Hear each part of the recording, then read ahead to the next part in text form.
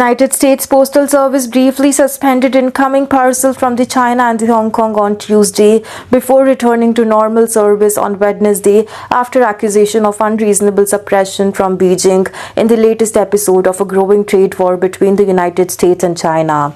The initial suspension came as Donald Trump said he was not in a hurry to speak to his Chinese counterpart Xi Jinping despite expectation that they would hold talks after announcing tit-for-tat tariffs.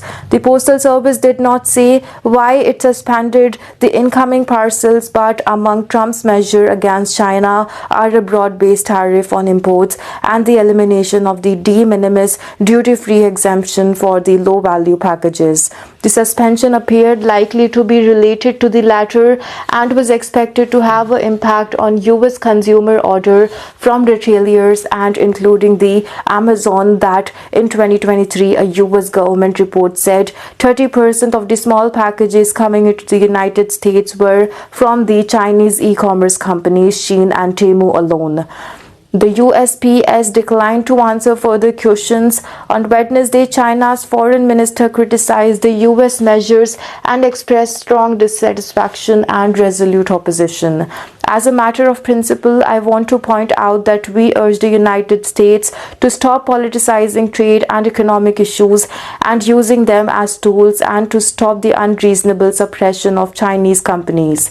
Li Jian, a ministry spokesperson, told a regular press briefing that Lin defended China's counter-tariff as necessary to safeguard its legitimate rights and interests, but later said that there were no winners in the trade war. Later in the day, the World Trade Organization confirmed that China had initiated a dispute over the levies, which the Beijing has described as malicious.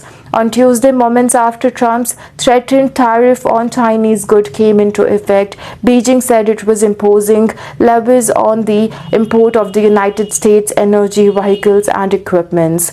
On Wednesday, the U.S. Department of Homeland Security said 10% tariff would also apply to products from Hong Kong, Reuters